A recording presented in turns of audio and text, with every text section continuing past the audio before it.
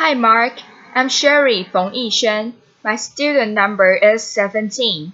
I'm a freshman, and now I'm going to read the speech given by Leana Wen. And the title of the speech is What Your Doctor Won't Disclose. They told me that I'm a traitor to my own profession, that I should be fired, have my medical license taken away, that I should go back to my own country. My email got hacked. In a discussion forum for other doctors, someone took credit for Twitter bombing my account. Now, I didn't know if this was a good or bad thing. But then came the response. Too bad it wasn't a real bomb. I never thought that I would do something that would provoke this level of anger among other doctors. Becoming a doctor was my dream. I grew up in China, and my earliest memories are of being rushed to the hospital because I had such bad asthma that I was there nearly every week. I had this one doctor, Dr. Sam, who always took care of me. She was about the same age as my mother. She had this wild curly hair, and she always wore these bright yellow flowery dresses. She was one of those doctors who, if you fell and you broke your arm, she would ask you why you weren't laughing because it's your humorous. Get it? She used a groan, but she did always make you feel better after having seen her. Well, we we all have that childhood hero that we want to grow up to be just like, right? Well, I wanted to be just like Dr. Sam. When I was 8, my parents and I moved to the US, and ours became the typical immigrant's narrative. My parents my parents cleaned hotel rooms and washed dishes and pumped gas so that I could pursue my dream. Well, eventually I learned enough English, and my parents were so happy the day that I got into medical school and took my oath of healing and service. But then one day, everything changed. My mother called me to tell me that she wasn't feeling well. She had a cough that wouldn't go away. She was short of breath and tired. Well, I knew that my mother was someone who never complained about anything. For her to tell me that something was the matter, I knew something had to be really wrong. And it was, we found out that she had stage 4 cancer. Cancer that by then had spread to her lungs, her bones, and her brain. My mother was brave, though, and she had hope. She went through surgery and radiation, and was on her third round of chemotherapy when she lost her address book. She tried to look up her on- oncologist's oncologist's phone number on the internet and she found it. But she found something else too. On several websites, he was listed as a highly paid speaker to a drug company, and in fact often spoke on behalf of the same regimen that he had prescribed her. She called me in a panic, and I didn't know what to believe. Maybe this was the right chemo regimen for her, but maybe it wasn't. It made her scared, and it made her doubt. When it comes to medicine, having that trust is a must. And when that trust is gone, then all that left is fear. There's another side of this fear. As a medical student, I was taking care of this 19-year-old who was biking back to his dorm when he got struck and hit, run over by an SUV. He had 7 broken ribs, shattered hip bones, and he was bleeding inside his belly and inside his brain. Now, imagine being his parents who in flew in from Seattle 2,000 miles away to find their son in a coma. I mean, you'd want to find out what's going on with him, right? They asked to attend our bedside rounds where we discussed his condition and his plan, which I thought was a reasonable request, and also would give us a chance to show them how much we were trying and how much we cared. The head doctor, though, said no. He gave all kinds of reasons. Maybe they'll get in the nurse's way. Maybe they will stop students from asking questions. He even said, "What if they see mistakes and sue us?" What I saw behind every excuse was deep fear, and what I learned was that to become a doctor, we have to put on our white coats, put up a wall, and hide behind it. There's a hidden epidemic in medicine. Of course, patients are scared when they come to the doctor. Imagine you wake up with this terrible belly ache. You go to the hospital. You're lying in this strange place. You're on this hospital gurney. You're wearing this flimsy gown. Strangers are coming to poke and prod at you. You don't, you don't know what's going to happen. You don't even know if you're going to get the blanket you asked for 30 minutes ago. But it's not just patients who are scared. Doctors are scared too. We're scared of patients finding out who we are and what medicine is all about. And so, what do? We put on our white coats and we hide behind them. Of course, the more we hide, the more people want to know what it is that we are hiding. The more fear then spirals into mistrust and poor medical care. We don't just have a fear of sickness, we have a sickness of fear. Can we bridge this disconnect between what patients need and what doctors do? Can we overcome the sickness of fear? Let me ask you differently. If hiding isn't the answer, what if we did the opposite? What if doctors were to become totally transparent with their patients? Last fall, I conducted a research study to find out what it is that people want to know about their health care. I didn't just want to study patients in a hospital, but everyday people. So my 2 medical students, Suhavi Tucker and Laura Jones, literally took their research to the streets.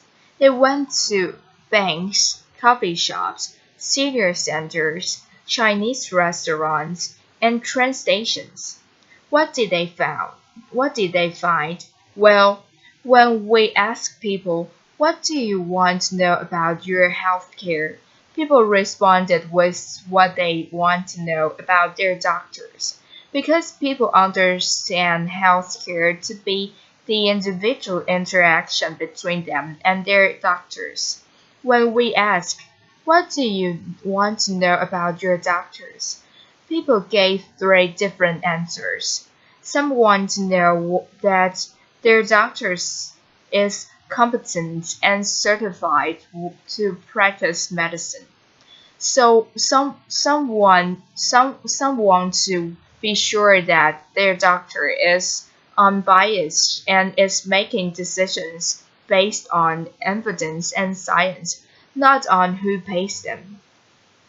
Surprisingly to us, many people want to know something else about their doctors.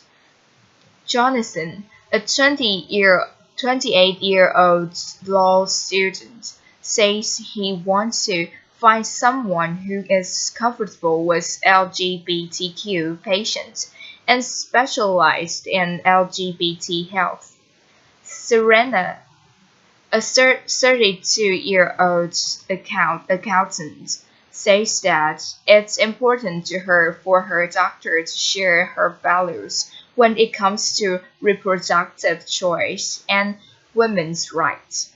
Frank, a 95, a, five, a 59-year-old hardware store owner, doesn't even doesn't even like going to the doctor and wants to find someone who believes in prevention first, but who is comfortable with alternative treatments. One after another, our respondents told us that doctor-patient relationship is a deeply intimate one, that to show their doctors their bodies and tell them their deepest secrets. They want to first understand their doctor's values. Just because doctors have to see every patient doesn't mean that patients have to see every doctor. People want to know about their doctors first so that they can make an informed choice. As a result of this, I formed a campaign, Who's My Doctor? That calls for total transparency in medicine. Participating doctors voluntarily disclose on a public website just information about where we went to medical school and what specialty we're in, but also our conflict of interest. We go beyond the governments in the Sunshine Act about drug company affiliations, and we talk about how we're paid. Incentives matter. If you go to your doctor because of back pain, you might want to know he's getting paid $5,000 to perform spine surgery versus $25 to refer you to see a physical therapist, or if he's getting paid the same thing no matter what he recommends. Then then we go one step further. We add our values when it comes to women's health, LGBT health, alternative medicine, preventive health, and end of life decisions. We pledge to our patient that we're here to serve you, so you have a right to know who we are. We believe that transparency can be the cure for fear. I thought some I thought some doctor would sign on and others wouldn't, but I had no idea of the huge backlash that would ensue. Within 1 week of starting Who's My Doctor, Medscape's public forum and several online doctors' communities had thousands of posts about this topic. Here are a few. From a gastroenterologist in Poland, I devoted 12 years of my life to being a slave. I have loans and mortgages. I depend on lunches from drug companies to serve patients. Well, times may be hard for everyone, but try telling your patient making $35,000 a year to serve a family of four that you need a free lunch from an orthopedic surgeon in Charlotte. I find it an invasion of my privacy to disclose where my income comes from. My patients don't disclose their incomes to me, but your patient's sources of income don't affect your health. From a psychiatrist in New York City, pretty soon we will have to disclose whether we prefer cats to dogs, what model of car we drive, and what toilet paper we use. Well, how you feel about Toyotas or Cottonelle won't affect your patient's health, but your views on a woman's right to choose and preventive medicine and end of life decisions just might. And my favorite, from a Kansas City cardiologist, more government mandated stuff. Dr. Wen needs to move back to her own country. Well, two pieces of good news. First of all, this is meant to be voluntary and not mandatory. And second of all, I'm American, and I'm already here. Laughter, applause. Within a month, my employers were getting calls asking for me to be fired. I received mail at my undisclosed home address with threats to connect the medical board to sanction me. My friends and family urged me to quit this campaign. After the bomb threat, I was done. But then I heard from patients over social media, a tweet chat, which I'd learned what that was by then, generated 4.3 million impressions, and thousands of people wrote to encourage me to continue. They wrote with things like, if doctors are doing something they're that ashamed of, they shouldn't be doing it. Elected officials have to disclose campaign contributions. Lawyers have to disclose conflicts of interest. Why shouldn't doctors? And finally, many people wrote and said, let us patient decide what's important when we're choosing a doctor. In our initial trial, over 300 doctors have taken the total transparency pledge. What a crazy new idea, right? But actually, this is not that new of a concept at all. Remember Dr. Sam, my doctor in China, with the goofy jokes and the wild hair?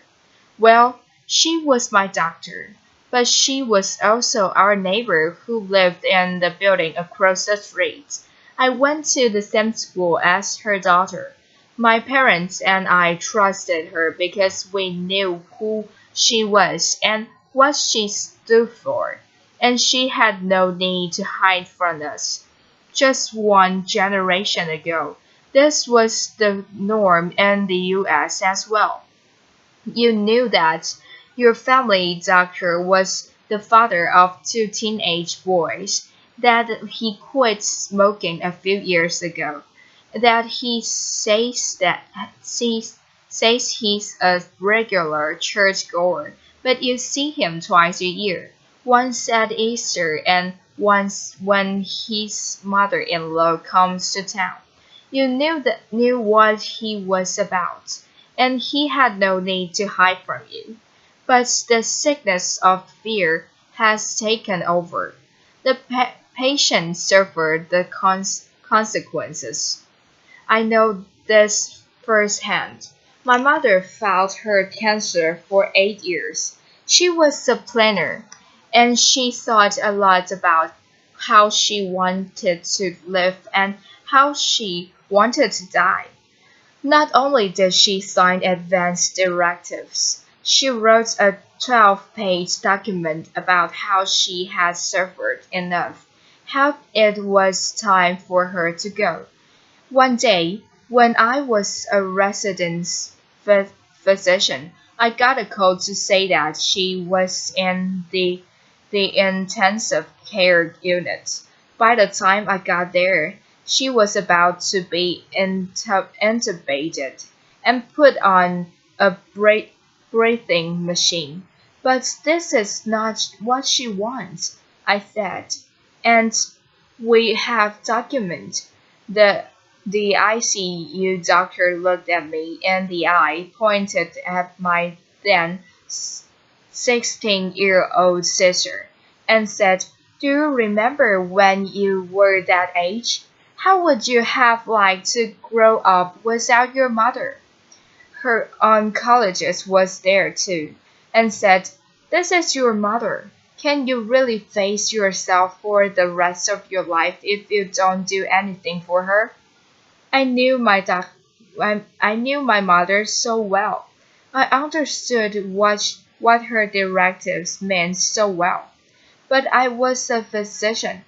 That was the single hardest decision I ever made, to let her die in peace. And I carry those words of those doctors with me every single day. We can bridge the disconnection between what doctors do and what patients need.